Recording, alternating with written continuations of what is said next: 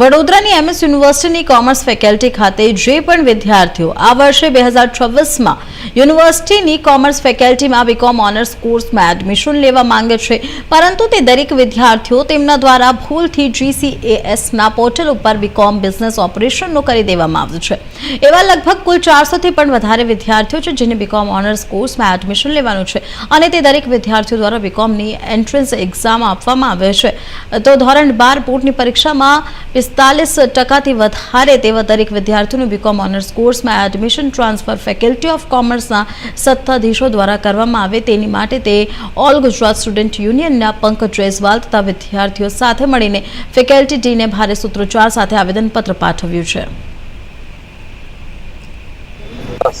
Faculty of કોમર્સમાં આજ રોજ all Gujarat student union AGSU દ્વારા વિદ્યાર્થીઓને સાથે રાખી કોમર્સ ફેકલ્ટીના ડીન પ્રોફેસર પ્રજ્ઞેશ શાહ સરને એક રજૂઆત કરી આવેદનપત્ર આપવામાં આવ્યું છે, જેની અંદર જે પણ વિદ્યાર્થી મિત્રો દ્વારા ભૂલથી જીકાસ પોર્ટલ પર બીકોમ બિઝનેસ ઓપરેશનનું કોર્સ સિલેક્ટ કરવામાં આવ્યું હતું, તેના પછી તે લોકોનું જે એડમિશન છે બીકોમ ઓનર્સના કોર્સમાં એ અસંભવ હતું. આ જે ભૂલ અને જે ખામીઓ સર્જાઈ હતી તે જીકાસ પોર્ટલના કારણે સર્જાઈ હતી. પરંતુ ફેકલ્ટી ઓફ કોમર્સના ડીન સાહેબને જ્યારે અમે રજૂઆત કરી વિદ્યાર્થીઓને સાથે રાખીને, ત્યારે તેમના દ્વારા કહેવામાં આવ્યું કે જે પણ વિદ્યાર્થીઓએ એન્ટ્રન્સ પરીક્ષા આપી છે બીકોમ ઓનર્સની અને ધોરણ 12માં 45% અને તેનાથી વધારે લઈ આવ્યા છે, તો દરેકનું જે એડમિશન છે બીકોમ બિઝનેસ ઓપરેશનથી બીકોમ ઓનર્સમાં ટ્રાન્સફર કરી દેવામાં આવશે અને આ કાર્ય આગામી 48 કલાકની અંદર કરવામાં આવશે.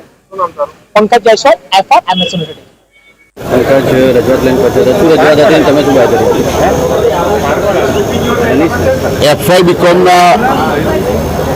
FY બીકોમના આ વર્ષના એડમિશન જે દિવસે પહેલી વખત મેં અનાઉન્સ કર્યા ત્યારે પણ મેં કીધેલું કે વડોદરા શહેર અને જિલ્લાના દરેક વિદ્યાર્થીને સમાવવાનો અમે પ્રયત્ન કરીશું.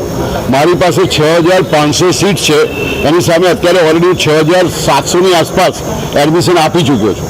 પણ છતાં પણ જે બાળકોએ FY બીકોમમાં એડમિશન લેવા માટે બીકોમ ઓનર્સનો ટેસ્ટ આપ્યો હતો, એટલે એના પછી નક્કી થાય કે એને ઓનર્સમાં એડમિશન જોઈતું હતું અને ભૂલથી બીકોમ બિઝનેસ ઓપરેશનમાં રજિસ્ટ્રેશન કરાવ્યું છે, તે બાળકે ફરી રજિસ્ટ્રેશન પણ નહીં કરાવવાનું, એનો ખર્ચો પણ નહીં કરવાનો. અને જો થશે આજ સાંજ સુધીમાં હું બધી વ્યવસ્થા જોઈ ગોઠવી અને લગભગ આ લોકોને એડમિશન મળે એવો પ્રયત્ન કરવાનું મેં એમને વચન આપ્યું છે અને કરીશું જ. કારણ કે વડોદરાના દરેક બાળક ભણે એ સર સયાજીરાવનું જે સ્વપ્ન છે અને સર સયાજીરાવ યુનિવર્સિટીમાં મારે વડોદરા શહેરના દરેક બાળકને ભણાવવા જ છે, પહેલેથી હું કહું છું.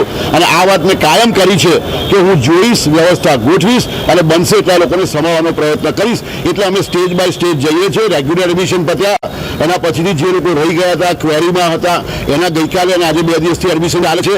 આ એડમિશન આજે પૂરા થશે એટલે પછી મારી પાસે બીકોમ ઓનર્સમાં એડમિશન માટે બાકી રહેલો કોઈ છોકરો નથી રહેવાનો.